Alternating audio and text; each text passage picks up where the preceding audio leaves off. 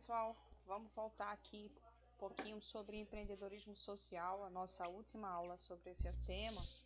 E a gente vai continuar falando, só que dessa vez a parte mais técnica, né, do empreendedorismo social, tá ok? No Brasil, o empreendedorismo ganha força a partir da década de 90, como resultado da abertura econômica promovida pelo governo neoliberal de Fernando Collor de Mello, 1990 e 92, porque o governo dele foi interrompido por um processo de impeachment, né? Fernando Collor foi acusado de corrupção e saiu do governo através de um processo, iniciando o processo de impeachment. O governo neoliberal tem uma característica interessante para a gente entender. O liberalismo ele prega a total ausência do Estado nas determinações econômicas, né? Ele prega uma economia do país livre de qualquer interferência estatal. Esse governo neoliberal, por exemplo, é uma proposta da atual gestão Jair Bolsonaro no Brasil. Existem algumas dificuldades quando a gente vai falar de neoliberalismo, principalmente em um país como o nosso, que tem uma desigualdade socioeconômica muito grande. A proposta em si é que você deixe o mercado econômico livre para agir, né, sem a interferência do Estado. A grande questão é que nós temos um país extremamente dependente do mercado internacional, né, de países como China, Alemanha, Estados Unidos e Canadá, dentre outros. O Brasil é um país extremamente dependente de outras economias, e quando você fala em neoliberalismo para um país como o nosso, geralmente não é uma proposta bem aceita e também não dá muito certo por conta das desigualdades que a gente encontra aqui no nosso país, tá bom? Muitas empresas se encontraram desestabilizadas e, para tanto, buscaram melhorias, inovação técnica e resultados que seriam mais eficazes. A partir deste momento, as grandes, médias e pequenas empresas adquiriram conceitos e métodos do empreendedorismo em busca de maior desenvolvimento. E aí a globalização vai chegar com o mercado e tornar-se cada vez mais competitivo. Ou seja, as empresas vão ter que inovar cada vez mais para ter uma fatia do mercado consumidor, né? Vão ter que criar estratégias para poder vender cada vez mais. O empreendedorismo social foi um termo cunhado pelo empreendedor nova-iorquino Bill Drayton. Esse tipo de empreendedorismo visa a melhoria da sociedade por meio de projetos que busquem o desenvolvimento social e humano.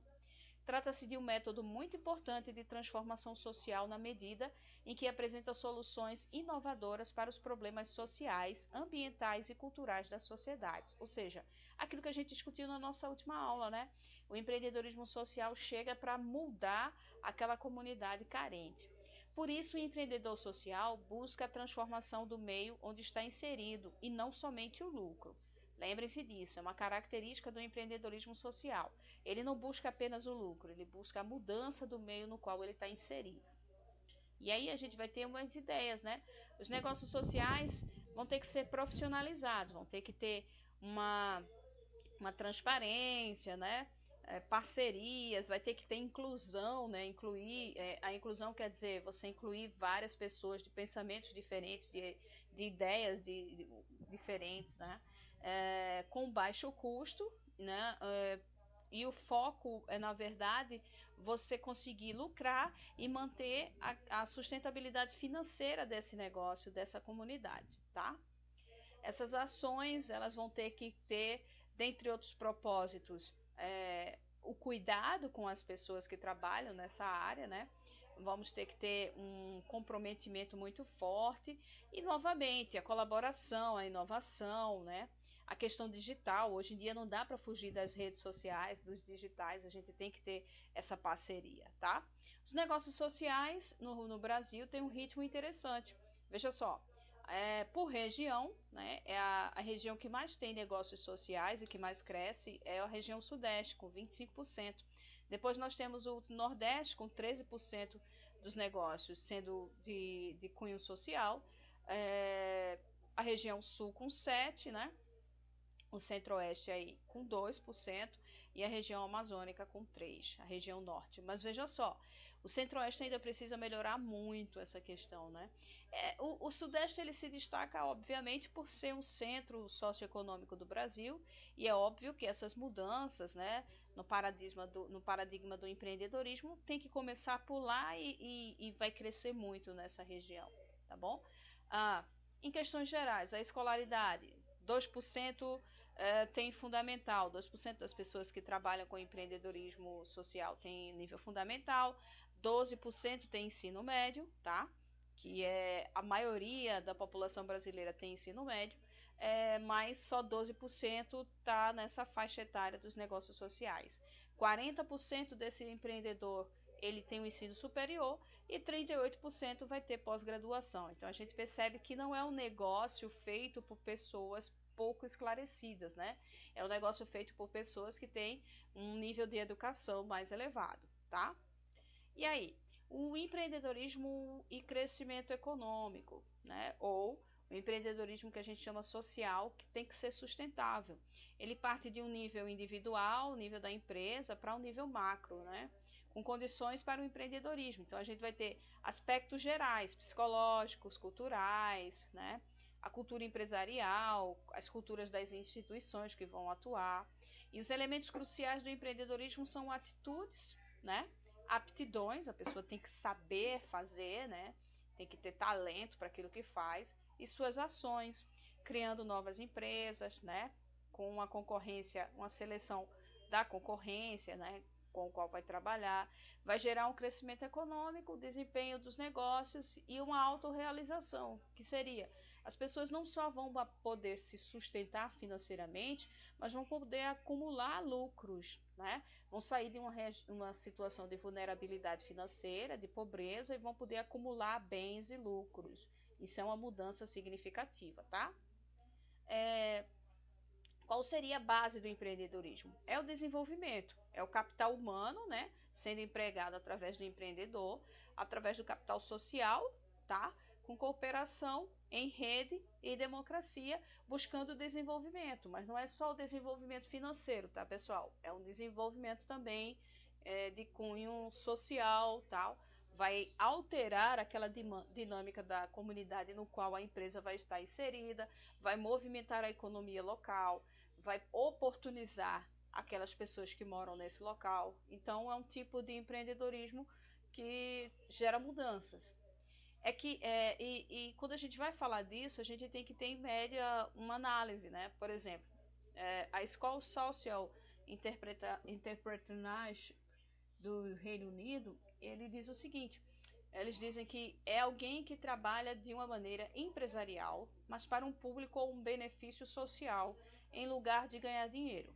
Empreendedores sociais podem trabalhar em negócios éticos, órgãos governamentais, públicos, voluntários e comunitários. Empreendedores sociais nunca dizem não pode ser feito.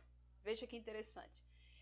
Chega-se com uma ideia e a partir daí as pessoas vão trabalhar essa ideia, né, do empreendedor, até que chegue-se a um ponto de um negócio viável. Que seria um negócio viável? Seria um negócio que desse lucro, tá? Os empreendedores sociais possuem características distintas dos empreendedores de negócios.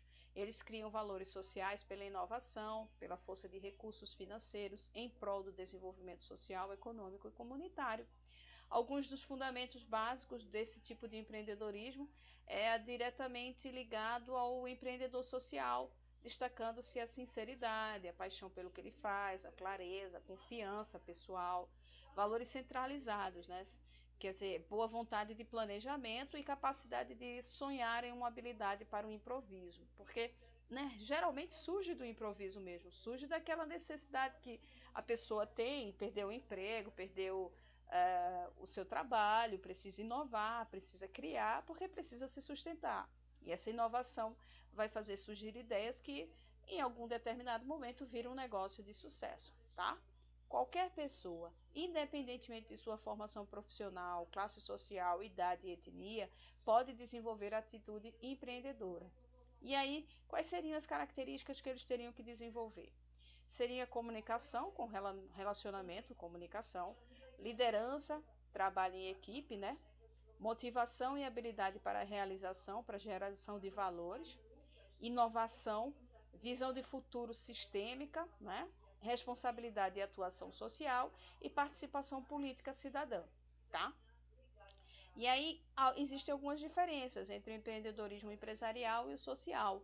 O empresarial ele pode surgir individualmente, o social já é coletivo. O empresarial vai produzir bens e serviços, o empreendedorismo social vai produzir bens e serviços à comunidade. Então, se a gente for analisar as diferenças, de um lado empresarial a gente vai ter a individualidade, né? O particular, o privado, a busca pelos lucros, bens e serviços, etc. Mas do lado do empreendedorismo social, a gente vai ter a busca pelo bem-estar coletivo daquela comunidade, onde esse empreendedorismo vai surgir e vai atuar, tá bom? Como missão, uma característica interessante, né? Promover a inclusão social de populações menos favorecidas, utilizando as tecnologias da informação e comunicação como instrumento para a construção e o exercício da cidadania. Isso é a missão de uma rede conhecida como Comitê para a Democratização da Informática. É um negócio social que surgiu e é de extremo sucesso, né? Mais de 70 mil pessoas já se formaram nesse CDI, nesse Comitê de Democratização da Informática. E por que eles fizeram isso? Eles vão surgir final da década de 90, começo dos anos 2000, quando veio a necessidade de popularizar a informática para as pessoas mais carentes, já que computador, até hoje, é um instrumento, uma ferramenta bastante cara, nem todo mundo tem acesso a ele. Então, eles ofertam cursos para as pessoas oportunizarem-se no mercado de trabalho, através da ideia desses cursos, onde nós vamos ter a oportunidade das pessoas conhecerem a informática, trabalharem com informática, desenvolverem sistemas, desenvolverem programas, e isso tem tido bastante sucesso, tá? Mais de 1.400 educadores, né? 1.060 voluntários, computadores, escolas no Brasil, inclusive no exterior. Então, a CDI é um caso de negócio social de sucesso, tá ok? Nunca duvide de que um pequeno grupo de cidadãos pensantes e comprometidos possa mudar o mundo. Na verdade, a única coisa que já mudou o mundo foi isso. Ou seja, é você sair daquela inércia, daquela situação de abandono e buscar inovações, buscar com a sua criatividade, com o seu trabalho, alcançar níveis melhores de desenvolvimento socioeconômico. Quem falou isso foi Margaret Mead, que é uma antropóloga famosa nos Estados Unidos, né? E no mundo inteiro, na verdade. Ela trabalha bastante com isso. Muitas coisas não ousamos empreender por parecerem difíceis. Entretanto, são difíceis porque não ousamos empreendê-las. Quem disse isso foi Sêneca, né? Aquele filósofo importantíssimo, pessoal. Então, assim, no geral, a gente precisava entender que o empreendedorismo social diferencia-se de outros tipos de empreendedorismo porque ele muda uma situação de uma comunidade vulnerável. Ele traz oportunidades para as pessoas carentes, mas não é através da ajuda, do auxílio simplesmente. É dando oportunidade de crescimento profissional, de crescimento financeiro através do próprio trabalho, através do próprio negócio. Daí a característica do empreendedorismo social e daí a sua importância também, tá certo? Essa foi nossa última aula sobre esse tema. Na segunda unidade a gente já trabalha com empreendedorismo sustentável, mas eu gostaria que vocês entendessem que o Brasil é um país onde o empreendedorismo social atua e tem transformado realidades. Por isso que é tão importante falar sobre esse tema, porque nós temos um país com a desigualdade socioeconômica muito alta. Então, quanto mais projetos, quanto mais empreendedores sociais surgirem nas comunidades carentes, mais pessoas vão sair da área de vulnerabilidade, de miséria e de pobreza. Tá bom, pessoal? Até a nossa próxima aula.